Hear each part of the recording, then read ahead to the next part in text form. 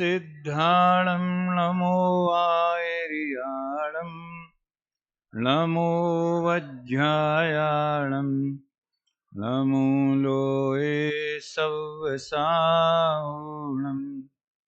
मंगलमय मंगलकरण वीतरागविज्ञान नमो ताहि जाते भये अरहंतादिमहान करि मंगल करियो महा ग्रंथ करन को काज जाते मिले समाज सब पावे निज पद राज।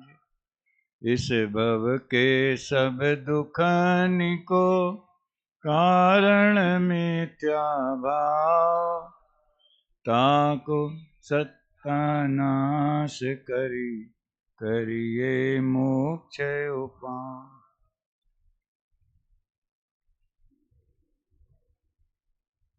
आचार्य कल्प पंडित प्रवर टोडरमल जी द्वारा विरचित ये अनुपम ग्रंथराज मोक्ष मार्ग प्रकाशक है। उसके चौथे अध्याय में एक विशेष प्रकरण आया है। मिथ्या दर्शन, मिथ्या ज्ञान और मिथ्या चारित्र के स्वरूप की चर्चा उन्होंने इस अध्याय में प्रारंभ की है। जैसा कि आपको कल परसों बताया था कि ये मिथ्या भावों की चर्चा चौथे से लेके 7वें अध्याय तक चलती है। अपन चौथे अध्याय के ही कुछ बिंदुओं पर विशेष ध्यान दे रहे हैं।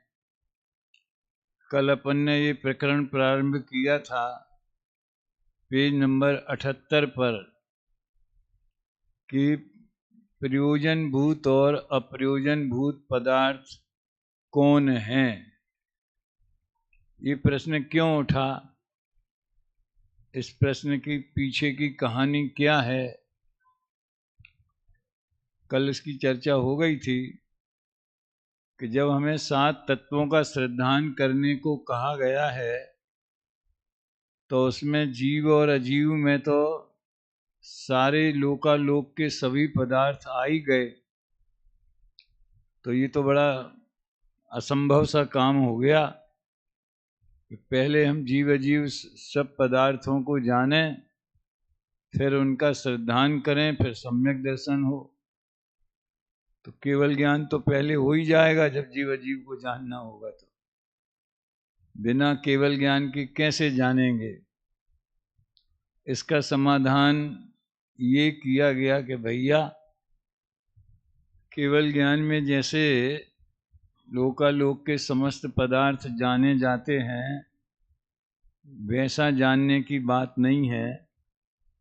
हम जिन्हें भी जानते हैं उनमें प्रयोजन भूत कौन है और अप्रयोजन भूत कौन है, उसका एक संकेत आपको किया गया था। जिनके जानने से रागादि दूर होवें, श्रद्धान सम्यक होवे, कषाय दूर होवें, ये इसमें है ये वाक्य ध्यान देने योग्य।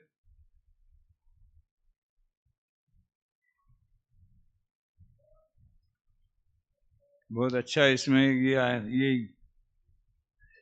79 पेज पर है, 79 नीचे से दूसरा पैराग्राफ।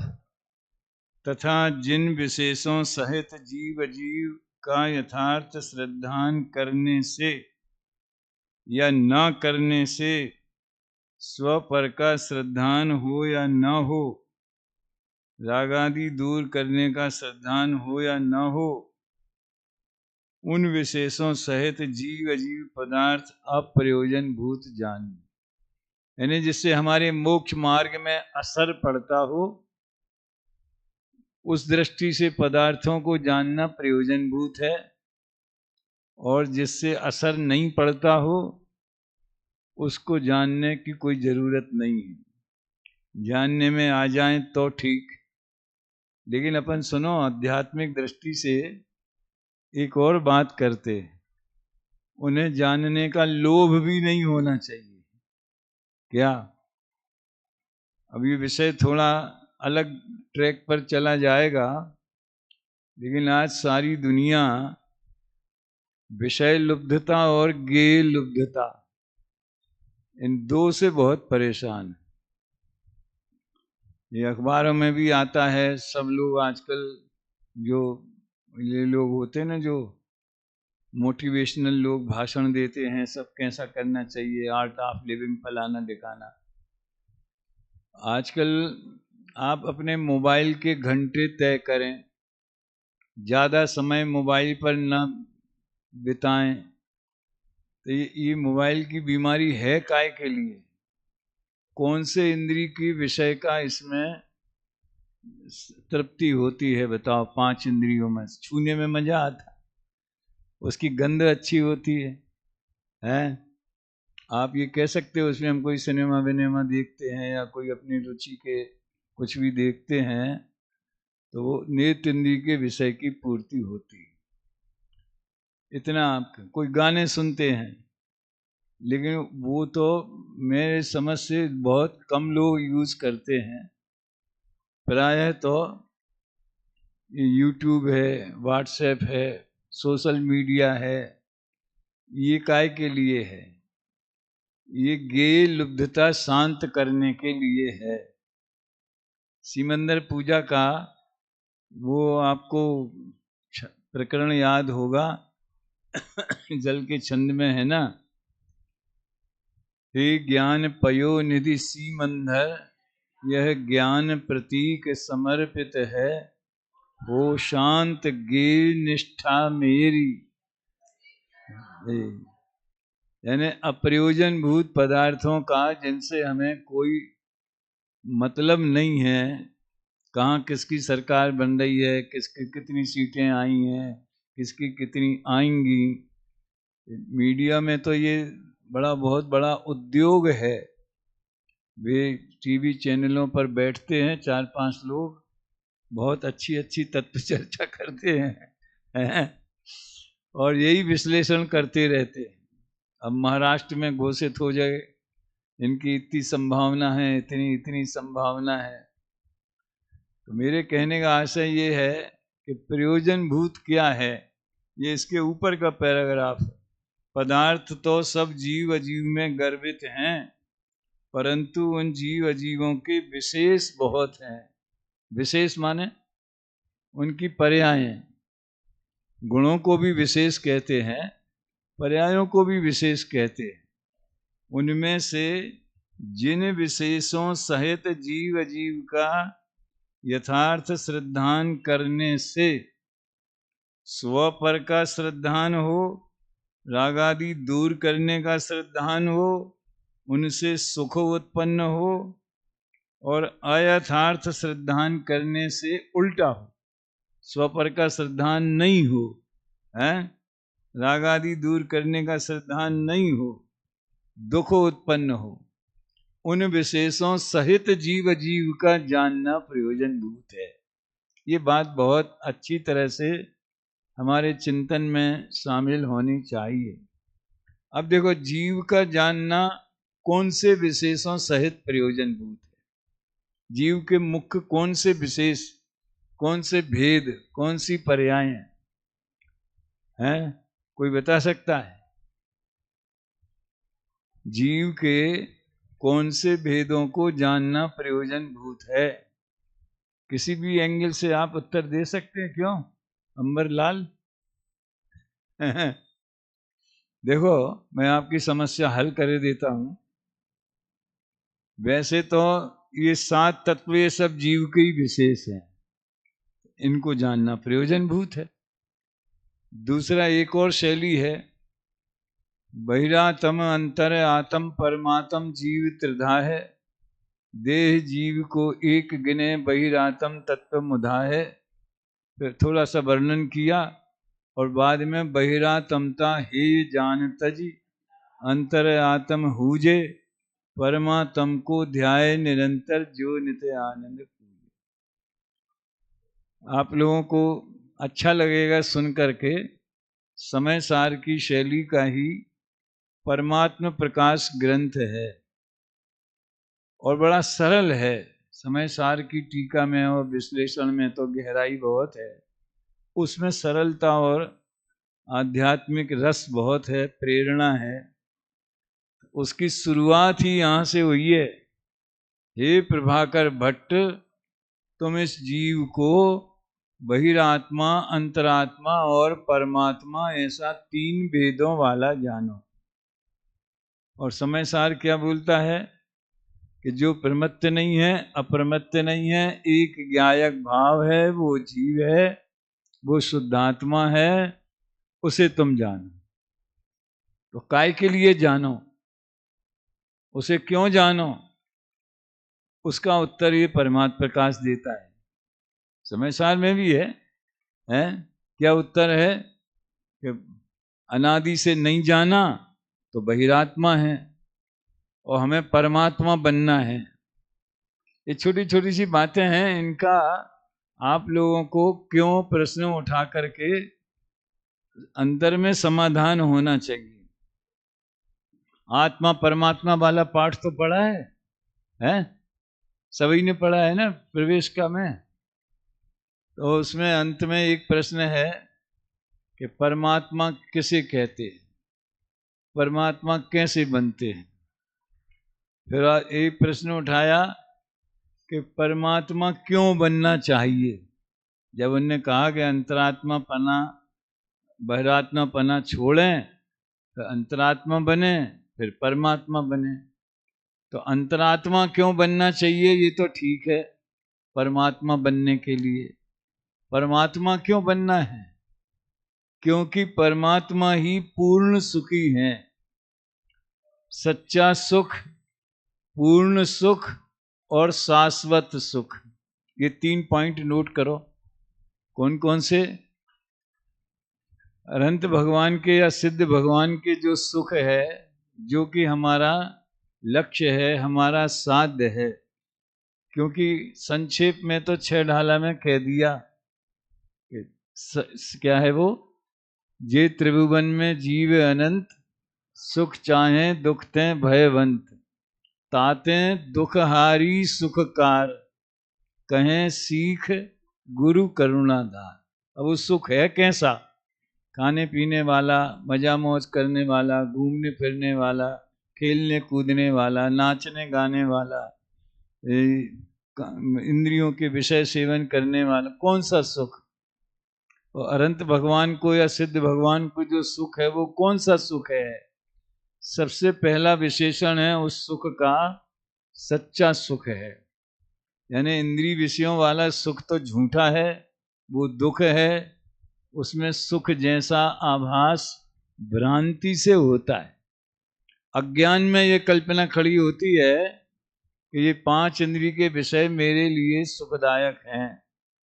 तो वो सुख तो मृग मरीचिका, सुनते मृग मरीचिका है? वो रेगिस्तान में हिरण को प्यास लगती है और वो रेत में जल का भ्रम हो जाता है। ये उदाहरण दिए समय सार में। तो 5 इंद्रिय के विषयों का सुख तो अज्ञान में होने वाली कल्पना में मालूम पड़ता है, होता कुछ नहीं। तो इसके विरुद्ध ये विशेषण बनाया, कौन सा? सच्चा सुख है। फिर उसका स्वरूप क्या है? अतीन्द्रिय सुख है। यानी जैसे इंद्रियों के विषयों की और इंद्रियों की कोई आवश्यकता नहीं है। इंद्रिय और मन के बिना और इंद्रिय विषयों के बिना, वो है ना आत्मोत्थ, आत्मा से उत्पन्न होने वाला, अपने स्वभाव से ही प्रकट होने वाला, इसलिए वो कैसा है? अतीन्द्रिय सुख है। फिर तीसरा विशेषण कौन सा बताया? शाश्वत। शाश्वत क्यों बताया? ये इंद्रिय सुख जैसे दुनिया कहती है ये तो क्षणभंगुर है ना, लेकिन वो अतीन्द्रिय सुख तो सादि अनंत काल तक यो चिंत निज में थिर भये, तिन अकथ जो आनंद लयो, सो इंद्र नाग नरेंद्र वा अहम इंद्र के ना। ये अतीन्द्रिय पने के लिए है।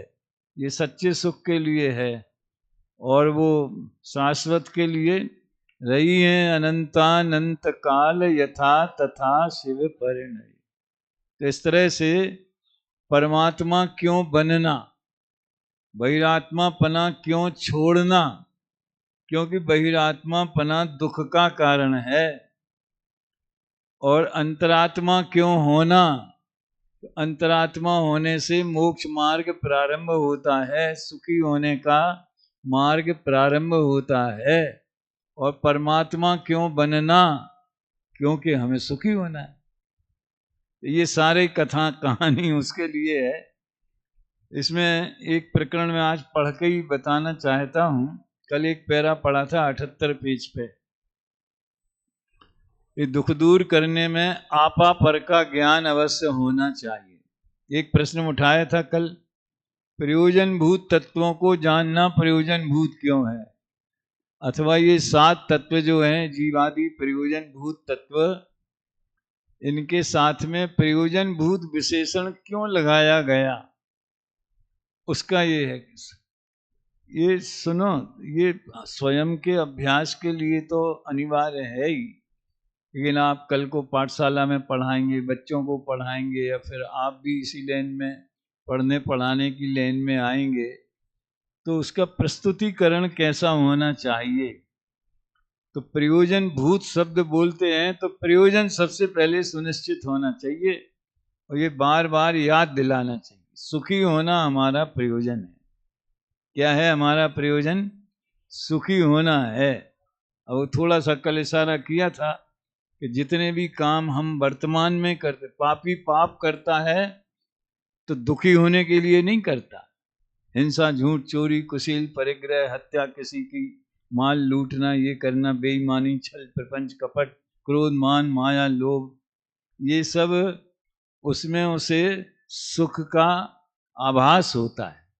कल्पना होती कि ये करने से मैं सुखी हो जाऊंगा।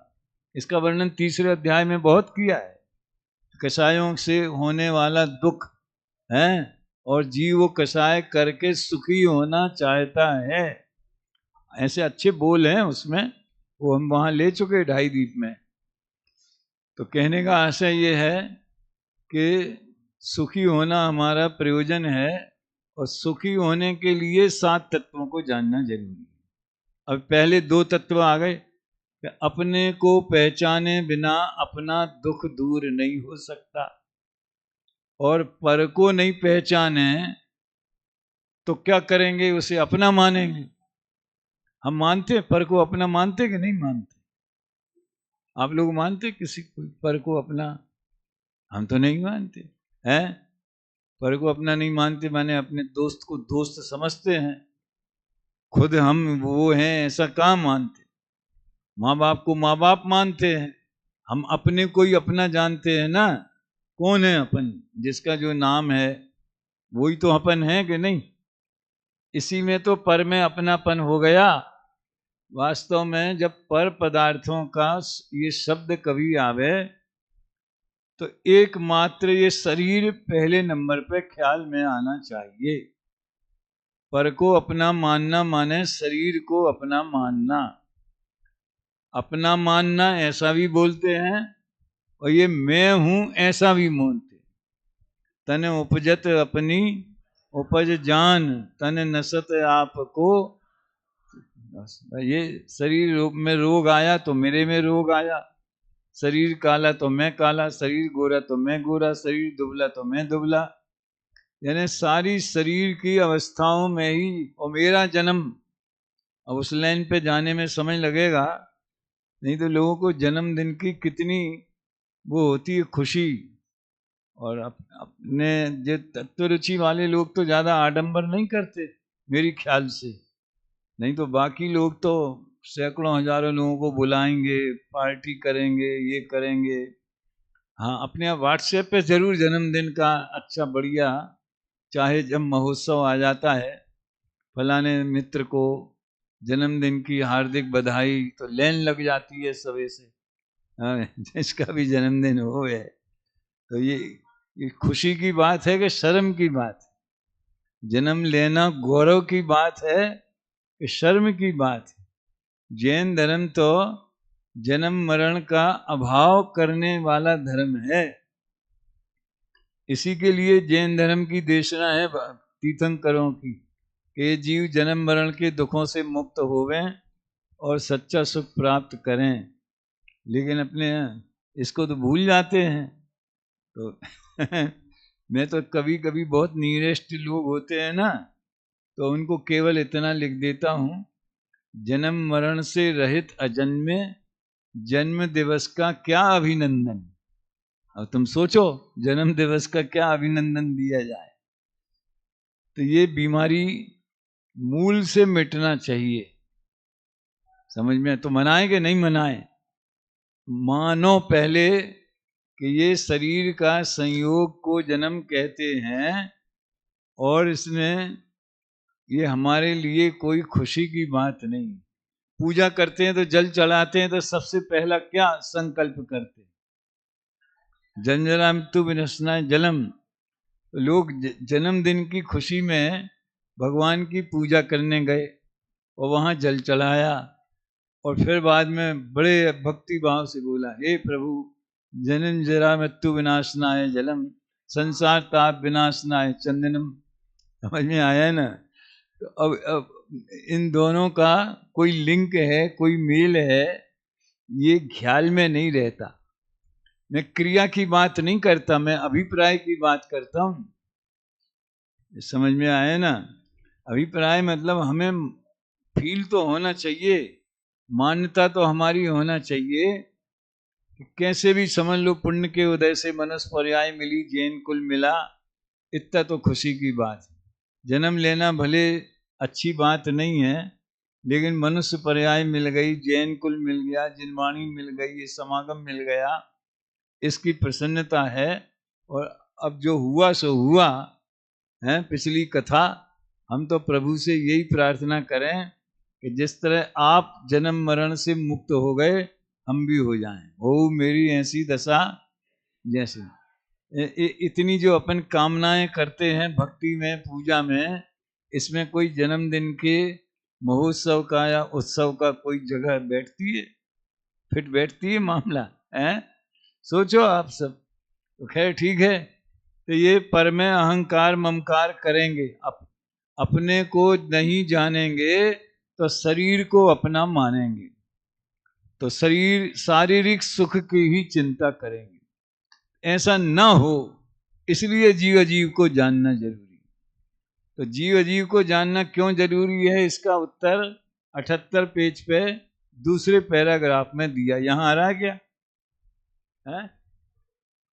आज क्या हो गया? अच्छा, जब हमने पूछा तभी गायब हो गया। और यहाँ तो बिल्कुल वो ही है। इसके तो इसमें सामान्य का आविर्भाव हो रहा है और विशेष का तिरोभाव हो रहा है?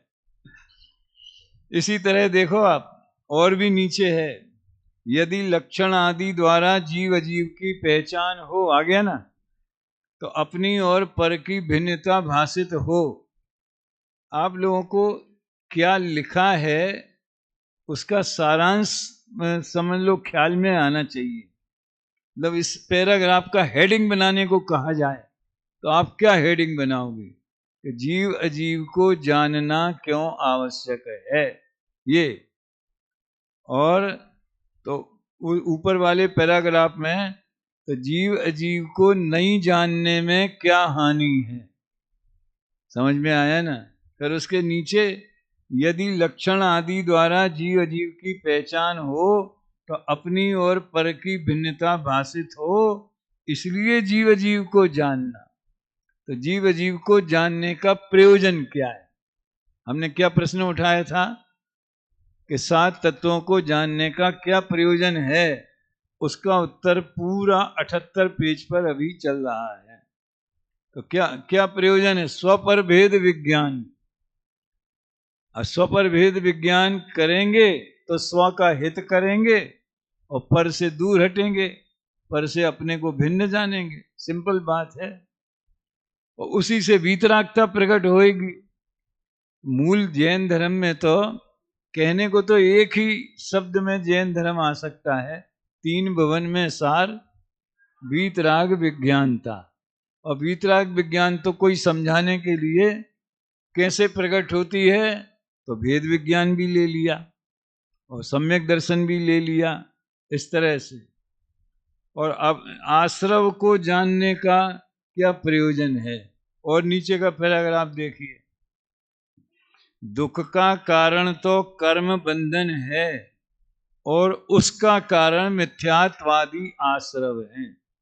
इस भव के सब दुखनि के कारण मिथ्या भाव। तो मिथ्यात्व स्वयं दुख रूप है और दुख का कारण भी है। इसमें तो कर्म बंधन भी लिखा है। और अपने यहाँ तो ये बात चलती है, कर्म विचारे कौन, भूल मेरी अधिक आई, जड़ कर्म घुमाता है मुझको, ये मिथ्या भ्रांति रही मेरी। तो फिर कर्म बंधन को दुख का कारण माने कि नहीं माने, क्या करें? हैं? तो ये आप लोग कम से कम सीनियर स्टूडेंट हो गए, तो इसका समाधान सहज ही आपको मालूम होना चाहिए। निमित्त की अपेक्षा कथन है।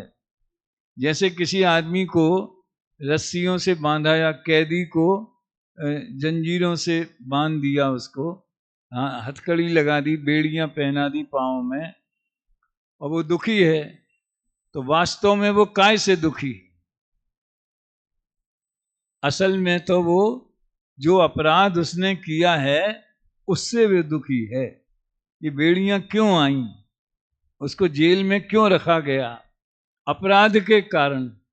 तो असली कारण तो दुख का अपराध हुआ ना। लेकिन अपराध का फल भोगने के लिए बेड़ियां भी जरूरी है।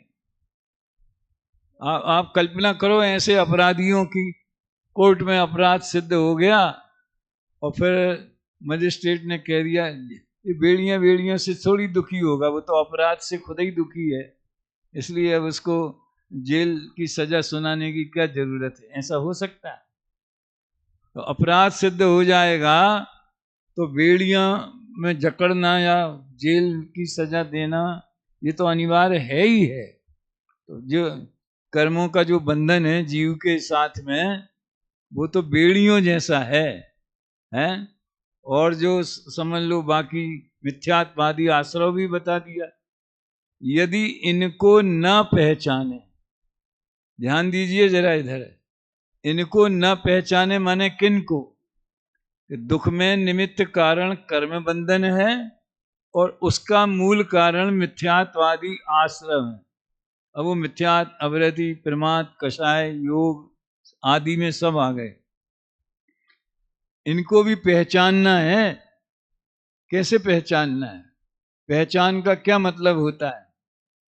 देखो, जानने में तो एक सामान्य जानकारी होती और पहचानने में उसके स्वरूप की विशेष जानकारी होती। जानने और पहचानने में अंतर समझते हैं ना? हैं? जैसे कि हम मोदी जी को जानते कि नहीं जानते? जानते हैं और पहचानते हैं। और खैर उनके उस रूप को अगर देश जानता है तो वो पहचानना भी हो गया। लेकिन जैसे कि आप ट्रेन में जा रहे हैं और आपके साथ में और भी कोई सहयात्री सज्जन लोग हैं, बातचीत होने लगी, नाम जान लिया, कहाँ से आ रहे, कहाँ जा रहे, सिंपल जानकारी हो गई, तो जानना हो गया। अरे इतनी जानना हो गया कि ये इस वर्ष के यात्री हैं, यहाँ बैठे हैं, सामान्य जानना हो गया। अब पहचानने में तो वकील हैं कि डॉक्टर हैं, मुमुक्षु हैं कि जैन हैं, क्या हैं, ये विशेष जानकारी जिससे अपना हित अहित जुड़े, क्या जिससे अपने हिताहित का कनेक्शन बैठ रहा हुए तो पहचान खड़ी होती, नहीं तो जानना मात्र होता है और सोचना इस बात पे।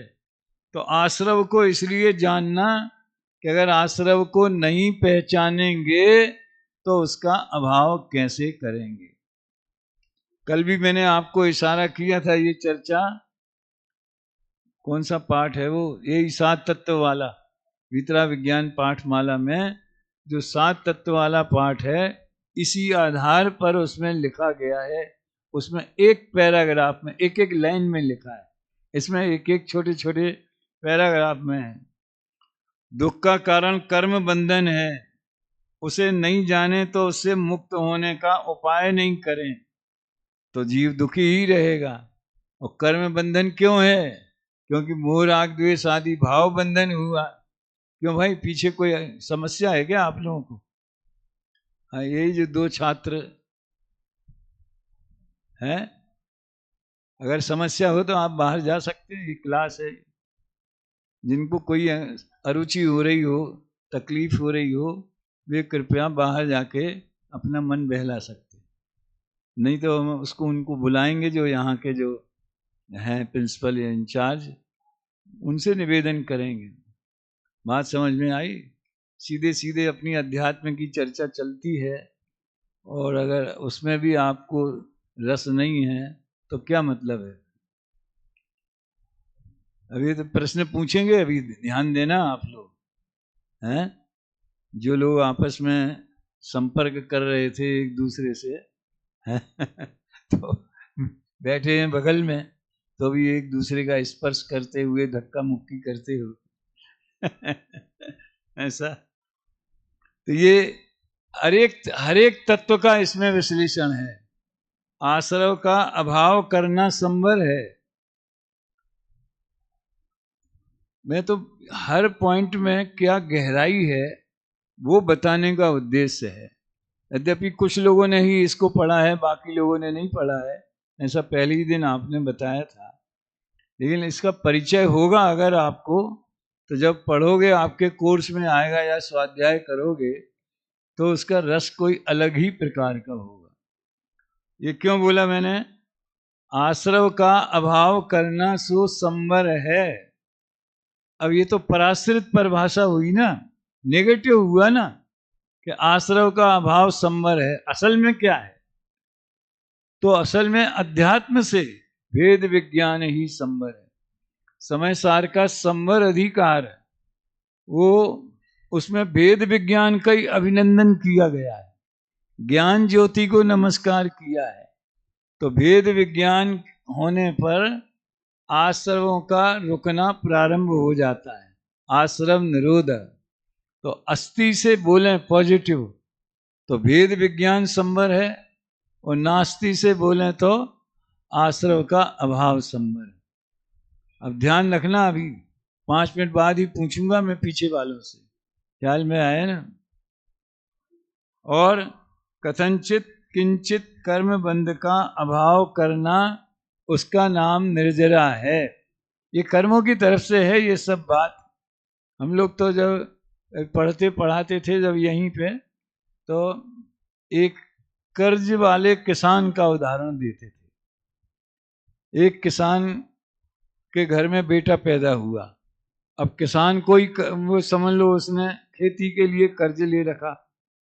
अब वो कर्जा बेटे पे आ गया, समझ लो जन्म से ही कर्जदार बन गया वो, ठीक है। अब वो और अधिक कर्ज लेता है, यानी आश्रव हो गया। फिर और कितने दिन तक की मोहलत के लिए लिया है, तो उतने दिन तक का एग्रीमेंट कर लिया, तो वो बंध में पड़ गया, बंधन में हो गया, ठीक है ना। दोनों एक साथ हुए, कर्ज लेना वो आश्रव और उसकी स्थिति सुनिश्चित होना वो बंधन। अब संवर कैसे होगा? अच्छी खेती हो, अच्छी फसल हो, नहीं तो कोई दूसरा ऐसा काम करे जिसमें आय बढ़े, तो उसने अब कर्ज लेना बंद कर दिया, तो वो क्या हुआ? संवर हुआ। और पुराना कर्जा भी चुका दिया, धीरे धीरे चुका दिया, तो वो निर्जरा समझ लो। और पूरा चुक गया तो मोक्ष हो गया। इस तरह से अनेक समझ लो प्रसंग बनते हैं जीवन में, जिसमें अपन इसको लागू कर सकते हैं। शास्त्रों में तो नाव का उदाहरण दिया है, नाव के उदाहरण से पानी आता है तो आश्रव है, ये सब उदाहरण की बात है। कर्ज वाला ज्यादा फिट बैठता है, क्योंकि उसमें महसूस होता है, चिंता रहती, इतना कर्जा है, इतना कर्जा है, उससे जीव दुखी होता है। नाव में पानी भरने से भी दुखी होता है, और भर गया और भर गया, तो जल्दी डूबने वाली है, तो मरण भय होने लगता है। तो दुख नाम का तत्व खड़ा होना चाहिए आश्रम में। जिससे दुखी हो उसे निर्जरा जानना। अभी नेक्स्ट पेज पे देखो 79 पे, सर्वथा कर्म बंध का अभाव होना उसका नाम मोक्ष है। यदि उसे नहीं पहचाने तो उसका उपाय नहीं करेगा। मोक्ष की चर्चा, पीछे से कहीं से आवाज आ रही मुझे महिलाओं की तरफ से। कोई फोन ऑन पे बात कर रहा है क्या चुपचाप? अच्छा अच्छा, ऊपर से आ रही है तो नीचे पीछे होती हुई आती।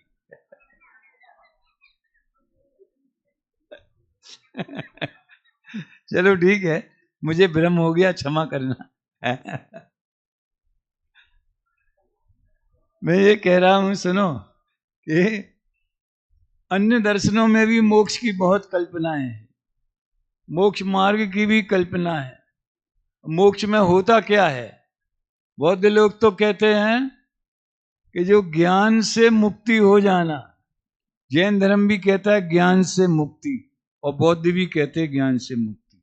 कोई बता सकता है क्या अंतर है दोनों में? नोबेल प्राइज के लायक होगा इस सभा का। बोल। अच्छा,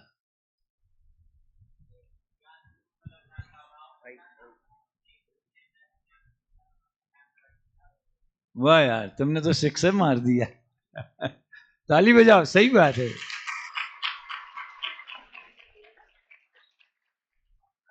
वो कहते ज्ञान से मुक्ति, तो से शब्द जो है वो पंचमी विभक्ति में भी होता है, छूटने के अर्थ में। जैसे हम यहाँ आए तो देवलाली से आए, तो देवलाली छोड़ के आए ना, तो ज्ञान का अभाव हो जाना, इसका नाम मोक्ष है।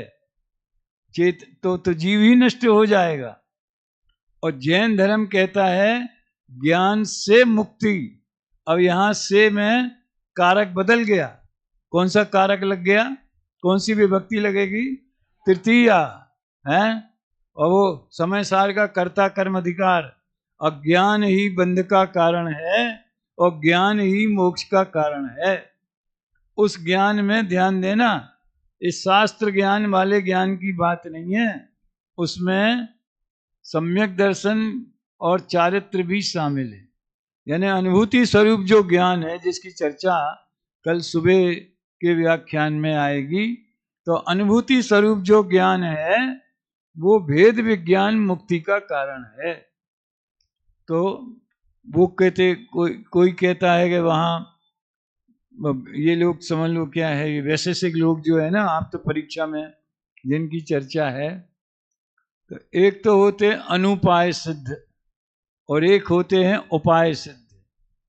तो अनुपाय वाला तो एक है सदाशिव, वो महेश्वर है, वो अनादि से कर्मों से मुक्त ही है। आप तो परीक्षा में बहुत अच्छी बहस है उसकी। और जो उपाय करके भक्ति करके इससे सिद्ध होते हैं, मोक्ष जाते हैं, निश्चित काल बाद उन्हें दोबारा संसार में आना पड़ता है। या फिर वहां जाके क्या करेंगे? तो कोई ठाकुर जी की कल्पना है, ईश्वर की कल्पना है, उसकी सेवा करते रहेंगे, आनंद से रहेंगे। यानी कई तरह की विरुद्ध कल्पनाएं मोक्ष के संबंध में की गई हैं। तो सोचिए, अब आप जैन दर्शन में तो हमारे तीर्थंकर भगवंतों को पहला विशेषण क्या दिया तत्वाद सूत्र में, मंगलाचरण में तीर्थंकरों के लिए है मोक्ष मार्ग से नेताराम।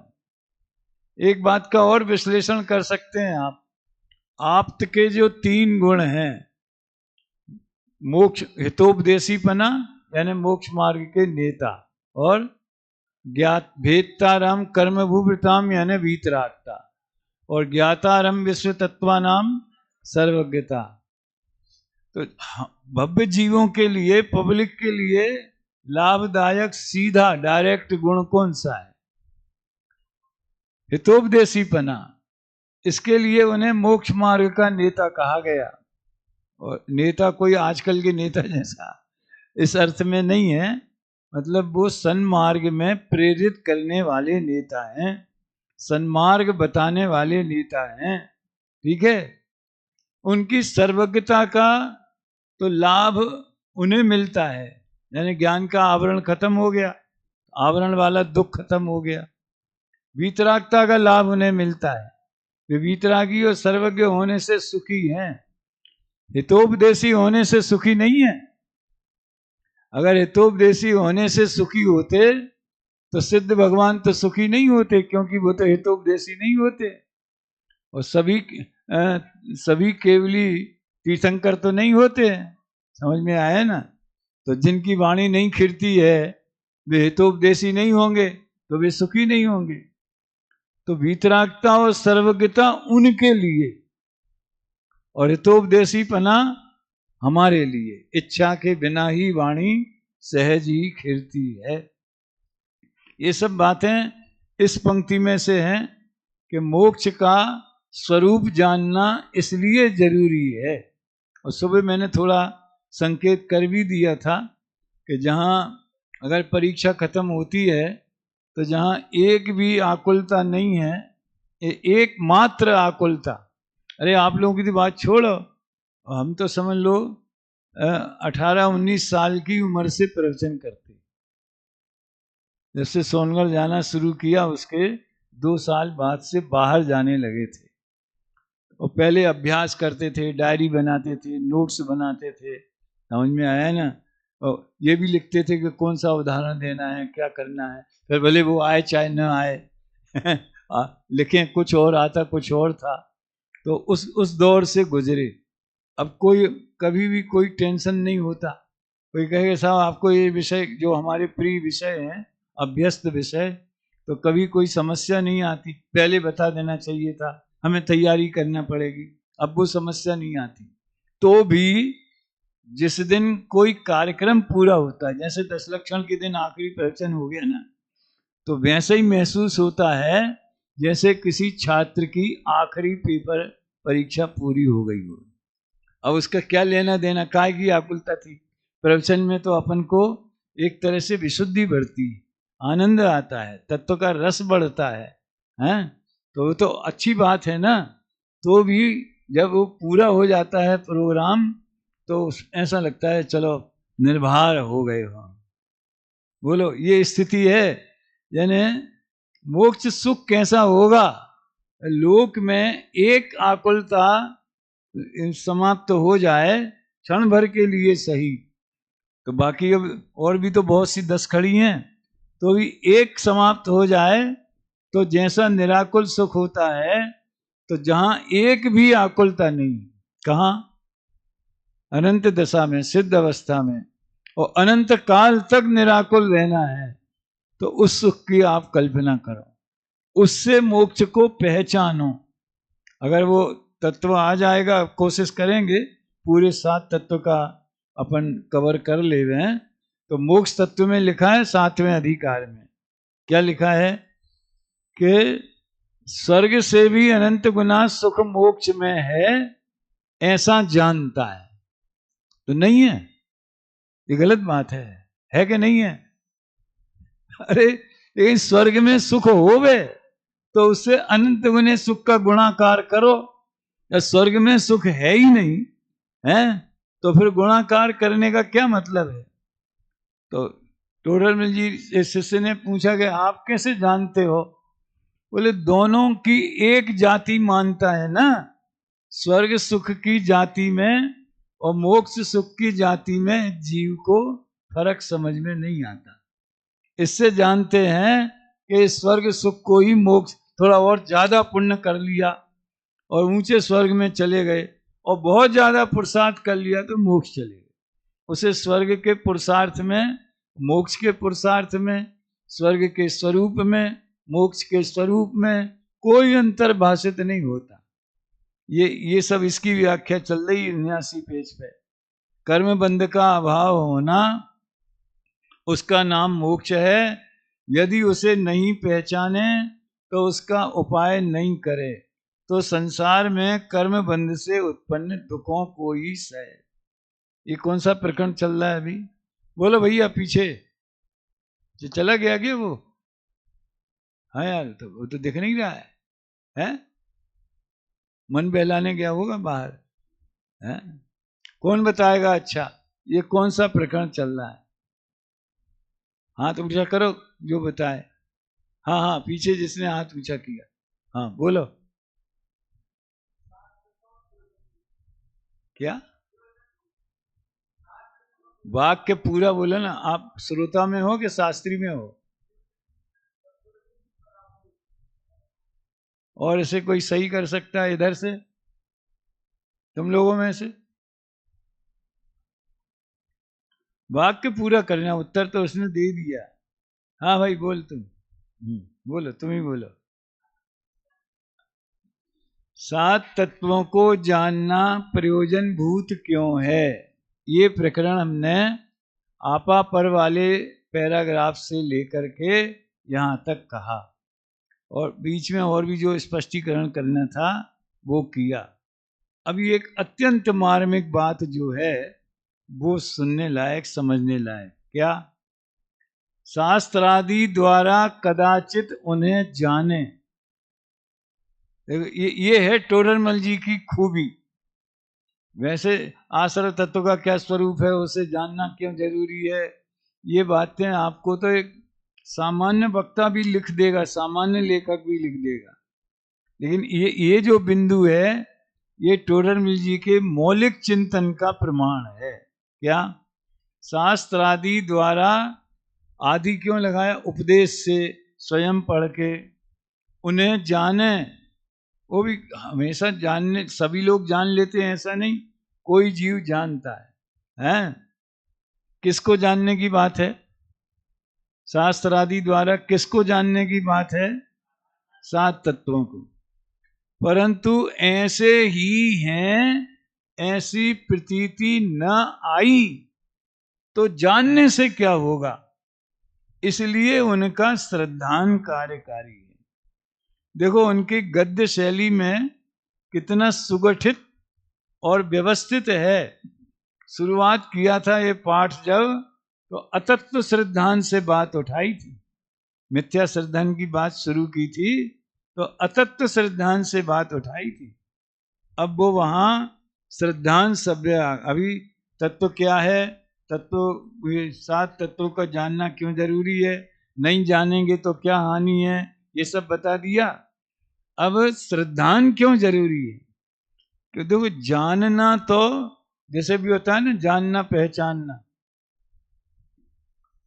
अब ऐसा है कि एक व्यक्ति, एक विद्वान हुए अपने दिगंबर समाज में, जीवन भर गुरुदेव का विरोध किया उन्होंने, और समय सार पे पीएचडी लिखी।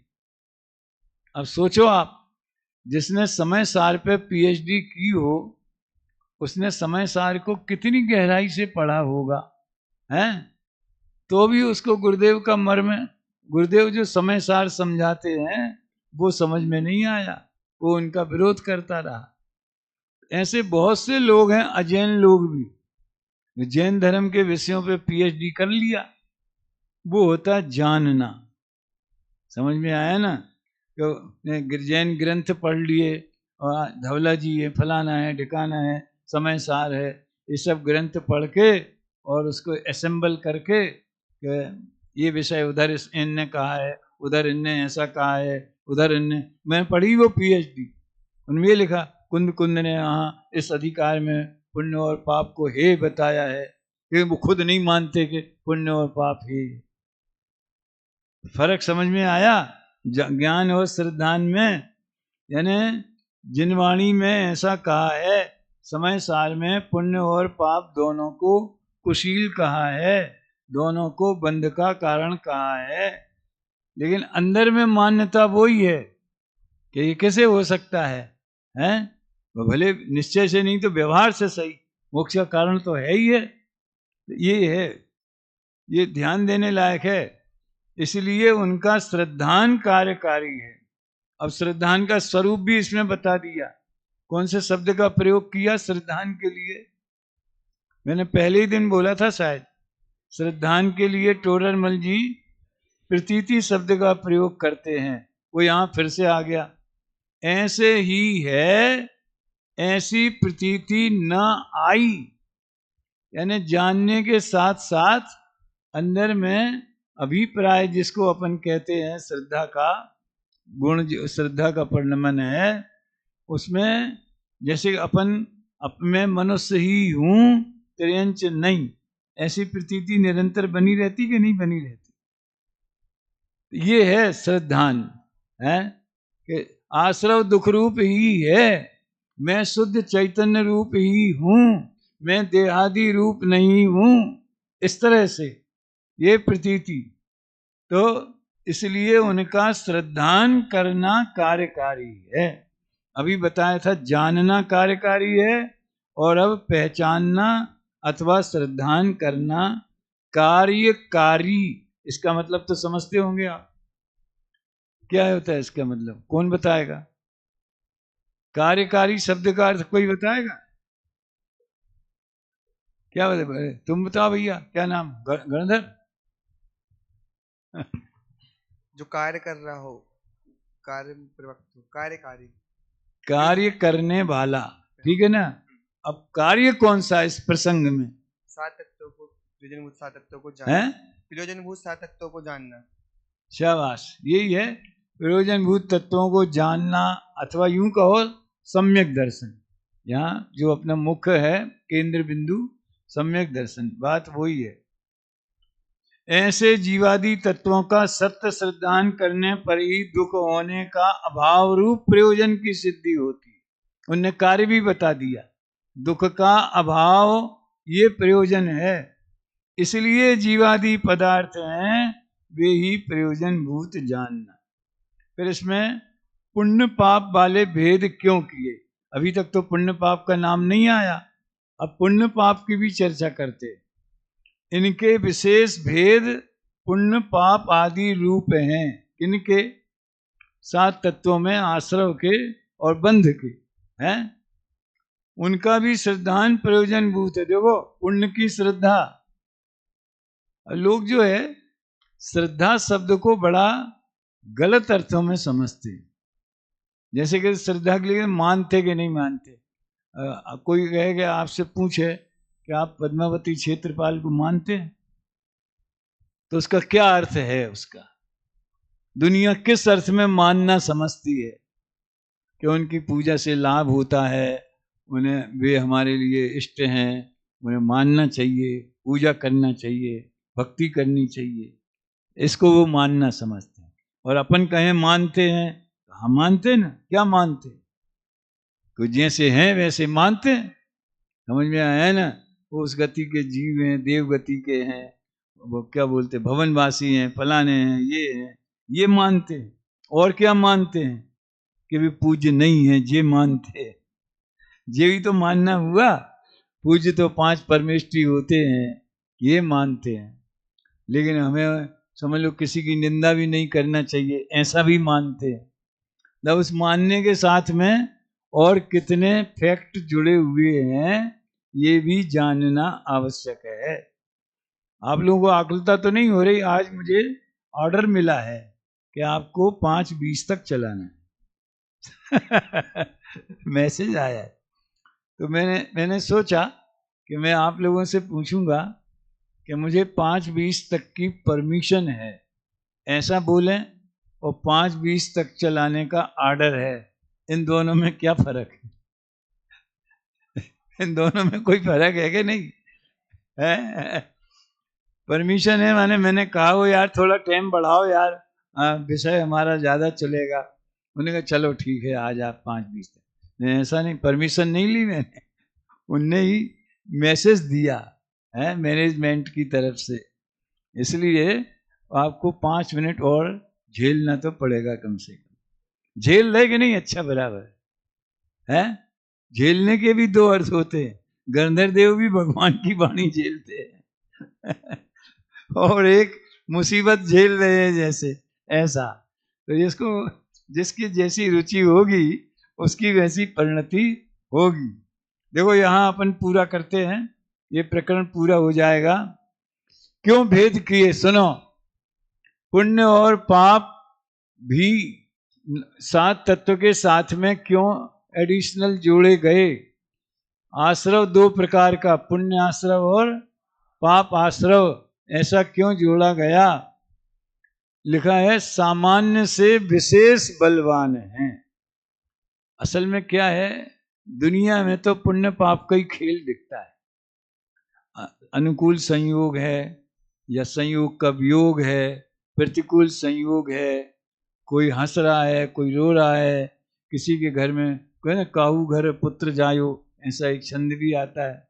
किसी के यहाँ बेटा पैदा हुआ, पड़ोस में किसी के बाप मर गया, अब कहीं यहाँ रोना मचा है, कहीं बाजी बज रहे हैं, और चुनाव होते क्या है, एक साथ किसी का पुण्य का उदय, दूसरे का पाप का उदय। तो दुनिया में तो पुण्य पाप का ही नाटक दिखाई देता है। अगर हमने केवल इतना ही कहा कि आश्रव हेय है, तो पुण्य भी बंध का कारण है, वो भी हेय है, ये बात समझ में नहीं आएगी। समझ में आया ना? आप यूं कहो, किसी को कहा भाई जरा आप कहाँ जा रहे हैं, बाजार जा रहे, तो थोड़े फल ले आना, इतने से काम चल जाएगा? हैं?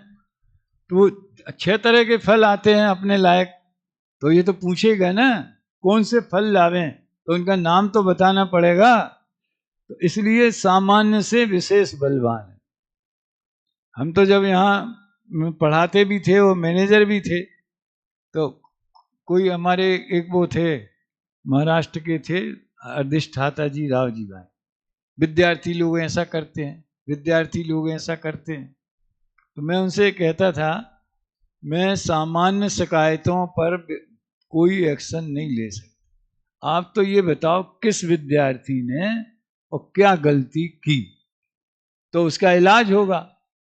दुनिया में जो एक्शन होता है वो विशेष पे होता है कि सामान्य पे होता है? समझ में आया ना? है जो भी एक्शन होगा कि दुनिया में पाप बढ़ रहा है, अपराध बढ़ रहा है, हत्याएं बढ़ रही हैं, ये हो रहा है, वो तो हो ही रहा है, लेकिन जो करेगा और जिसका अपराध सिद्ध होगा, सजा तो उसी को दी जाएगी ना, एक्शन तो उस पर ही होगा ना। भ्रष्टाचार बहुत है, कर्मचारी भ्रष्ट हैं, ऐसी शिकायतों का कोई समाधान है? वो तो कोई करे तो पकड़ो। समझ में आया ना? इसी तरह से आश्रव हेय हैं, दुखदायक हैं, इसमें शुभ राग भी आग है और वो बंध का कारण है। ये बात इतने से समझ में आ जाएगी क्या? इसलिए पुण्य पाप को ही बताया। और 9वें अध्याय में एक अलग उत्तर दिया है कि पुण्य को मोक्ष मार्ग न माने क्या, और स्वच्छंदी होकर पाप में न प्रवर्ते। तो स्वच्छंदी होकर पाप में न प्रवर्ते, इसलिए पाप तत्व का श्रद्धान कराया कि देखो ये अत्यंत दुर्गति का, संक्लेश का कारण है, और पुण्य भाव आए बिना रहेगा नहीं भूमिका में, लेकिन उसे मोक्ष मार्ग मानना मिथ्यात्व है, इसलिए पुण्य का उल्लेख किया। ऐसा प्रश्न है, जब पुण्य पाप के भेद क्यों किए, उसका ये जवाब है। तो इस प्रकार यहाँ फार्मूला कौन सा बताया? सामान्य से विशेष बलवान है। ये जीवन के हर क्षेत्र में लागू होता है, हर क्षेत्र में। समझ में आया ना? जैसे कि आपको प्रवचन करना है, ये सामान्य कथन हुआ। अब जब तक विशेष नहीं तय होवे कौन से विषय पे होगा, तो कौन सी गाथा पे होगा, कौन से समय पे होगा, तभी तो वो एक्शन हो सकता है ना। नहीं आप तो कुछ भी कर लेना, कुछ भी, तुम नहीं बताओ तो हम सोचेंगे, ये निर्णय तो करना पड़ेगा ना विशेष का। अकेले इतने से कहने कैसे काम चलेगा? इसलिए आजकल तो यहाँ काफी मतलब सिस्टमेटिक हो गया, 2 महीने पहले भेजते हैं कि ये विषय हमने चुने हैं, आपको इसमें कोई करेक्शन करना हो तो बता देंगे। तो विशेष की क्लासें लगेंगी, ये तो सामान्य बात हुई, लेकिन कौन सी विद्यार्थियों की लगेंगी, कौन सी क्लास वालों का कौन सा विषय चलेगा, इस विशेष के बिना क्या शिविर का आयोजन हो सकता है क्या? आप सब में लगा लेना, फल खरीदने में, सब्जी खरीदने में, राशन पानी खरीदने में है। तो एक ऐसे में काय में देखा था कोई नाटक में, एक लड़का बहुत जोर से भाग रहा था, तो एक आदमी बैठा, ए छोटू इधर है, इधर है। नहीं नहीं नहीं, मुझे शॉपिंग करने जाना है। काय की शॉपिंग करने जाना है भाई? वो पड़ोस के रामू काका है ना, वो मर गए तो उनके लिए कफन ले ले। तो वो बोलता है यार तुम किसी के लिए कफन लेने जा रहे हो, उसके लिए भी शॉपिंग करने जा रहे हैं क्या? अब बोलो, सामान्य का ऐसा भी विशेष हो सकता है? कोई सोच सकता है क्या? है ऐसी है दुनिया। तो आप कुछ भी जमीन पे कदम रखो, कोई भी व्यवहार, इसलिए देखो अभेद को निश्चय नय का विषय बनाया और भेद को व्यवहार नय का विषय बनाया। क्यों बनाया? अभेद में भेद करना व्यवहार है, इसका मर्म आप समझ लोगे तो कली कली खिल जाएगी, बहुत प्रसन्नता होगी, आपको विशुद्धि बढ़ेगी। क्या कि भेद के बिना व्यवहार नहीं हो सकता, और व्यवहार बना कोई उसके प्रति मन वचन काय का एक्शन नहीं हो सकता। समझ में आया ना? बस ये कि विद्यार्थी अनुशासनहीन है। ये कोई हमको एप्लीकेशन लिख के देवे यहाँ के मैनेजमेंट को कि आपके विद्यार्थी बहुत अभद्र हैं, अनुशासनहीन हैं, आप थोड़ा ध्यान रखें, तो कैसे उसके कंट्रोल करेंगे? ये नियम बना दिया, ये कर दिया, वो तो सामान्य बात हुई, लेकिन कंट्रोल तो तब होगा ना जब तक ये बताया जाए कि अमुक विद्यार्थी ऐसा करता हुआ देखा गया, तो फिर उसके ऊपर एक्शन होगा। ये है भेद से ही विशेष बोलो या भेद बोलो, भेद और विशेष यहाँ पर्यायवाची है। विशेष के विशेषों में ही तो सामान्य रहता है ना, तो सामान्य से विशेष बलवान है तभी उसकी सच्ची पहचान होती है। बड़ा प्यारा है ये सूत्र। इस प्रकार ये पदार्थ तो प्रयोजनभूत हैं, इसलिए इनका यथार्थ सिद्धांत करने पर दुख नहीं होता, सुख होता है, और यथार्थ सिद्धांत किए बिना दुख होता है और सुख नहीं होता है। ये दोनों प्रयोजनभूत और अप्रयोजनभूत का चैप्टर हुआ। अभी कल से अपन जीव जीव तत्व के संबंध में क्या भूल चल रही है, और इस चौथे अध्याय से भी और 7वें अध्याय से भी, दोनों से अपन लेंगे। अगर आपका मन होवे, समय मिले, तो आप इसको 1-2 पेज पढ़ भी लेवें तो ज़्यादा लाभ होगा। अभी यहीं विराम लेते हैं।